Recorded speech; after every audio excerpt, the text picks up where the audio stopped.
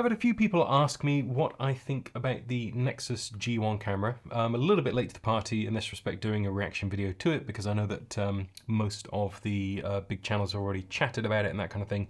But for what it's worth, this is my take on it. It isn't my first impression because I have actually seen this already, but yeah, this will be just a little run through, bit of a discourse about the state of cinema cameras at the moment and how we get to something like this, I suppose, as well. And I do have opinions on that. But first, here's the video.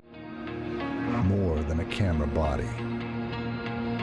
The Nexus G1 is a powerful filmmaking machine with cinema image quality and unparalleled usability. Designed by filmmakers for filmmakers. At the heart is Blackmagic's proven 6K Super 35 RAW imaging system, upgraded with a custom-designed birefringent optical low-pass filter, a powerful cooling system, and equipped with an active EF lens mount. And with the optional auto-lock mount upgrade, you can use micro 4/3 lenses and instantly adapt to EF, PL, and other lens mounts, giving you the most versatile sensor and mount combination in the world. You can also use speed boosters. Switch between Super 35 and full frame equivalent sensor size with just a click of the mount for the best of both worlds. With a full magnesium alloy and carbon fiber exoskeleton, the Nexus G1 is super lightweight and built to last. The super bright 1600 nit 5-inch touchscreen monitor goes wherever you like it. And there's plenty of ports, including locking monitor, EVF, HDMI, dual full-size XLR, USB-C, ground-protected D-tab, optionally SDI, and LEMO. You can use USB-C drives, SD, C-Fast, or ultra-fast Nexus drives. With the internal redundancy battery and integrated mini V-mount battery bay, the Nexus G1 will run continuously for 3 hours, 5.5 hours, to over 8 hours between battery changes. And with the integrated Fizz control system, you can control both electronic and manual cinema lenses effortlessly. The optional electronic ND module with continuous manual or automatic mode provides high-quality instant exposure control, the most convenient ND system in the world. Everything is controlled by the integrated 4-inch touchscreen control panel. All essential settings are also controllable with the physical controls. And with the Nexus Grip, all essential settings are at your fingertips, including electronic ND and Fizz.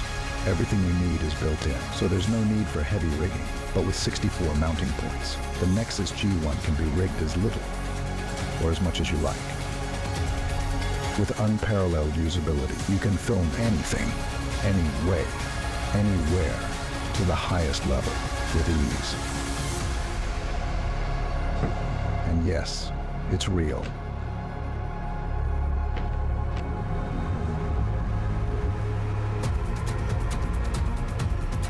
Okay, so in principle, there are a lot of things to like about what they're saying here. I think that overall, the impression that I get coming away from this is I would be just concerned about the achievability of everything that they outline in this video. I know a lot of people have got excited about this. I have seen many people talking about how this is the death of the Pixus, or this is going to be the perfect cinema camera, and it's doing all the things that people have asked for. You know, there's all kinds of stuff that's built into this full-size XLR ports, having a surge-protected DTAP distribution system built in, being able to take V-mount batteries directly, being able to move a screen around wherever you want it. All of those things are kind of hitting off keywords, if you like, that people latch onto and endlessly talk about on forums and in comment threads and all that kind of stuff when new cameras come out, especially Blackmagic cameras. And I think the Blackmagic element here is interesting because Blackmagic have positioned themselves in the market at the lower end, but offering purportedly a very good image for that. And then you always find that there's quirks with the offer. There's frustrations that people have about things they wish they were able to do, but for one reason or another can't do something that a different camera system can do, or a more expensive camera system can do, or a more specialized camera system can do. So let's just take it from the top. I think that the mount system that they talk about, it's intriguing, but, and I'm going to come back to this point a lot, it's all proprietary. So anything could be the perfect thing for you. If you're willing to drop the cash on it and it fits with your workflow and it's going to last, then fantastic. But what I get the impression of here is that they have their own unique mounting system for all of these modules that clip into the front. And when those modules clip into the front, it gives you access to a PL mount or an EF mount or an EF mount with a speed booster, which then gives you access to full frame glass and a full frame look. So that being a proprietary element, which is sort of integral to their offer just here, you know, that whole thing of being able to clip in these different modules and be able to access different mounts, it does rely on you having those mounts or them continuing to manufacture those mounts or them being able to manufacture those mounts in the first place and you being able to purchase them before the camera company just disappears.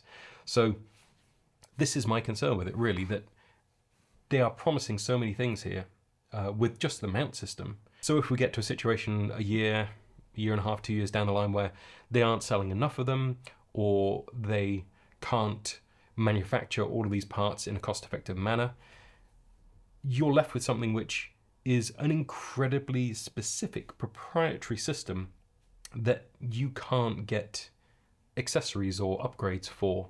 And the upgradability of it is one of its major selling points. So apart from that, there's also all of the modules that slot into the side. So you've got the option of SDI modules, you've got the option of the DTAP module or the LEMO pin module, all the different modules of I/O, you know, HDMI or SDI. So when I hop over to their website and I look through the list of modules that they actually have, they're all add-ons. So you've got the auto lock system, and then you've got all of their extra things that go with that, the PR mount, the EF mount. I'm unclear as to whether there's a way of just having a standard mirrorless mount on there and then being able to adapt that out yourself. But also then on top of that, they built the camera out at the front, so I'd be concerned that some things might foul that. Probably not, but maybe, you know, it seems like it's all designed to fit their stuff and maybe not other people's stuff. The electronic ND just here is an optional module that you can slot in, and it's going to cost you. The SDI module is optional. You can buy their max drives, you don't have to, there's plenty of other options that they have, but you can buy their max drives. The LEMO pin module is an optional extra, admittedly not too expensive. They even have their own Nexus grip for the side with all the controls built in for all of the different settings, and they got a top handle, but top handle's just an A2L thing, so that's not too proprietary. But it's the proprietary nature of all of these things. I would love to, I know a couple of product designers, and I'd love to show them this and get their take on it, because, and I'm imagining, this is not me as a product designer talking about this, but I'm imagining that you're saying, okay, we're building a lot of this off some platform that's already existed, but then we're introducing all of these extra elements, interchangeable module at the front, interchangeable ND system. We've got our own power distribution system and different monitoring modules that all proprietary, all built in. We then have our built-in focus iris zoom fizz system, and I'm assuming, or I'm not sure, that the different motors for that will be made by them, or I don't know if they're using like the tilter ones and controlling them by USB-C. Maybe there's some cross-compatibility with other stuff in the industry. Part of what makes a cinema camera versatile and suitable for many different, therefore, shooting environments, different sizes of shoot, all that kind of thing, is how you can adapt it to your particular requirements. And the more niche and specific you get, the harder it is often to adapt it to other things. Now, it's admirable that we've got all of this stuff that they've worked on that you can add on, but I just feel like it is going to crash and burn. And that's really sad. I don't like that I'm saying that, but I don't know, like the pricing. Let's look at the pricing. For the early adopters, it's $2,980. I'm not sure if that's US dollars or Australian dollars. You know, are they that close to Blackmagic? Are they Australian? Probably not. And then for the general retail, it goes up to 3,300. And then you've got all of the modules on top of that, which is fine. You know, cameras can be expensive. Cameras could be way more expensive than just that base 3,000 with all of the modules built on. Fine. I don't have a problem with the cost, but then it's only worth it if this continues to exist. Like, the support for this is going to be immense. And there's so much stuff, like they have their own operating system built in on the top. You know, that wasn't the Blackmagic interface. That was a different interface. So there's software things that they've had to dip into with this as well. They've got to tie that into all the physical controls. They've got to make sure that all of that works. They've got to make sure that it's not buggy. They're having their own proprietary screen as well, with a cable to connect it all and power it all, and it's all neat and tidy, and suddenly, yeah, you can put your screen where you want. And this bit just here where they talk about Blackmagic's involvement, because, and I haven't mentioned this explicitly, I suppose, but it's got that 6K sensor in from the Blackmagic Pocket 6K. That is the heart of this camera, and we are totally independent. Blackmagic is not involved with this project. However, they approved the project, and their helpful support staff have assisted with technical queries. Now, Blackmagic are a pretty open company in a lot of ways that a lot of other camera companies aren't. So they want people to adopt their systems. They want people to use B-RAW. They want people to be able to use Resolve for free, you know? So I don't see them cracking down on things in the same way that Canon did with Magic Lantern, or the same way that Red do with the RAW patents that we've all seen, you know, over the years. That's been a major stumbling block for a lot of people who want to develop a RAW camera format. So the fact that Blackmagic haven't actively shut them down, I don't know if we can construe that as Blackmagic approving of this project in a deep, meaningful sense. They approve in that they're fine for them to do it, and they're fine to answer the technical questions, whatever those are. But yeah, I don't think that it's like Blackmagic giving it a stamp of approval necessarily, which a lot of people seem to be construing as well from this. You know, I've seen some of the discourse online, and people are getting super excited and saying, yeah, Blackmagic are, you know, 100% behind it and things.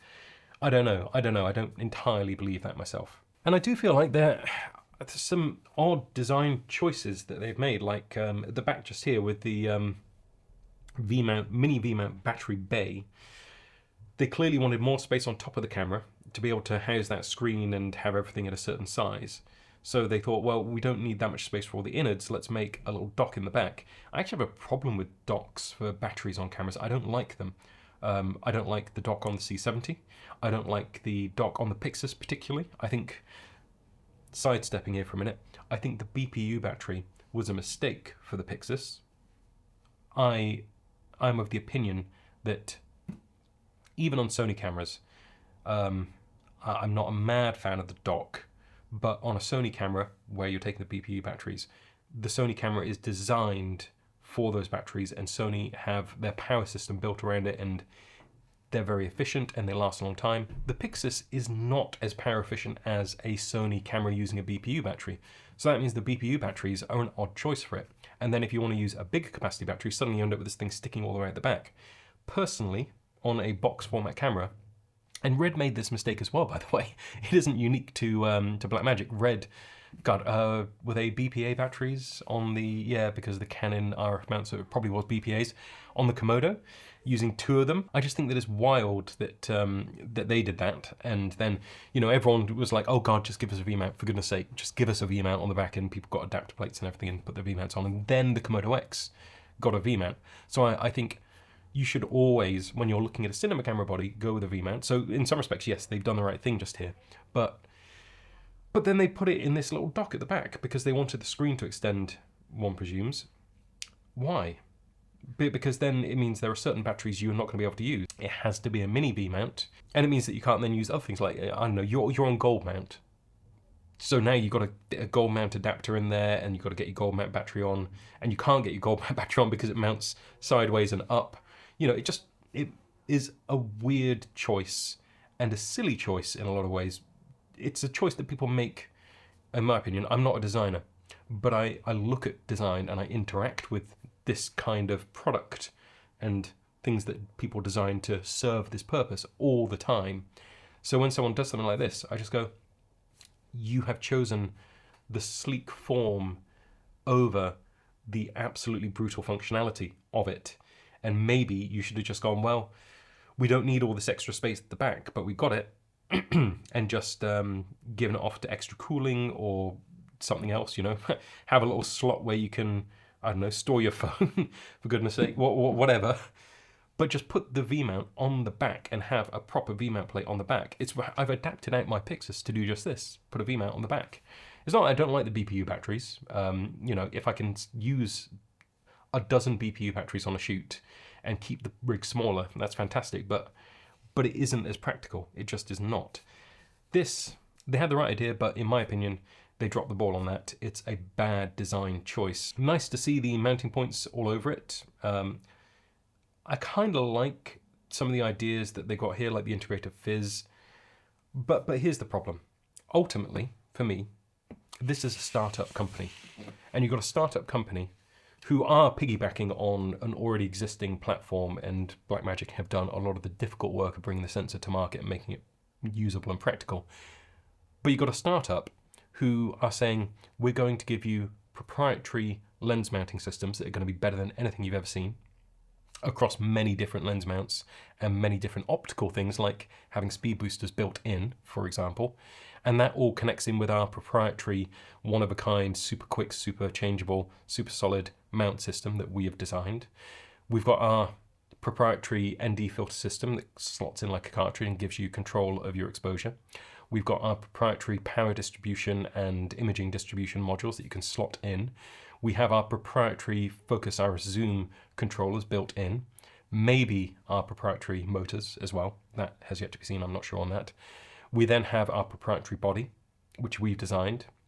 We've got our screen on the top with our own interface and our own user experience, which has to be honed and better be good, and all the physical controls that go with it. And we've got our own proprietary handle, which has all of these controls built in.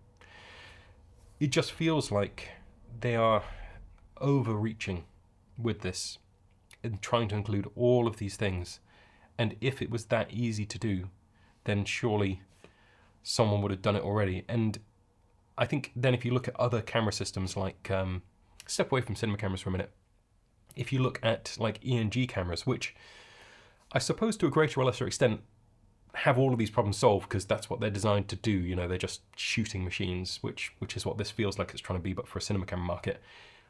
Not every more ENG or dock style camera was perfect. They all have their quirks and they all have things that people complain about, and they all have things that don't work as well as the manufacturer imagines that they'll work. And these are big companies, it's like the Sonys of the world, the Panasonics of the world.